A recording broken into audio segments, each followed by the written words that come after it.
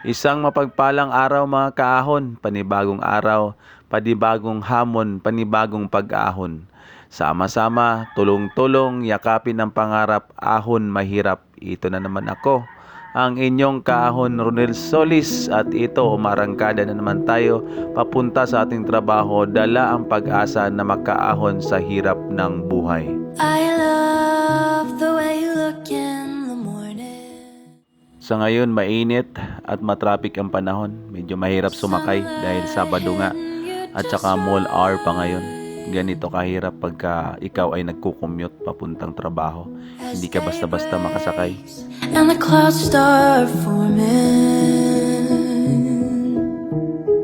I know you. At dito na nga ang kanina pa nating inatay. Tara, let's go!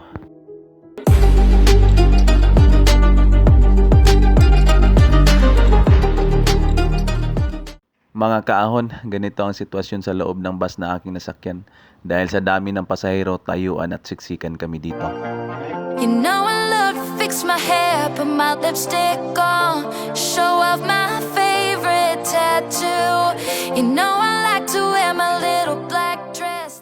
At pagbaba ko nga ng bus, nakita ko itong ating mga kapwa kaahon kung saan nagbebenta ng biscuits, tubig, pagkain, tinapay at kung ano-ano pa, upang sila ay kumita din at makaahon sa kahirapan sa buhay. Sa uri ng kanilang pamumuhay, hindi mo masabing madali dahil ang init, ulan, at kung ano-anong klaseng pagsubok ang kanilang hinaharap sa pang-araw-araw nilang pamumuhay. Bibilib ka sa kanilang dedikasyon sa pamumuhay dahil kahit anong pagsubok ang kanilang hinaharap, ayan, patuloy silang namumuhay, patuloy na namumuhay ng marangal at sa tamang paraan. Alam naman natin na hindi ganon kalaki ang kinikita nila dito. Ika nga tiyagaan lang talaga. Kahit paunti-unti basta meron, kahit paunti-unti basta naiipon, at magtiyaga at magsipag ka lang.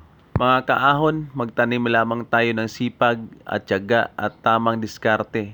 Tiyak, makakaahon din tayo sa ating kahirapan at maging mapasensyoso ka lang. Darating din ang tamang araw, darating din ang tamang oras para sa iyo. Muli, sama-sama, tulong-tulong, yakapin ang pangarap, ahon mahirap. I love the way you look in the morning.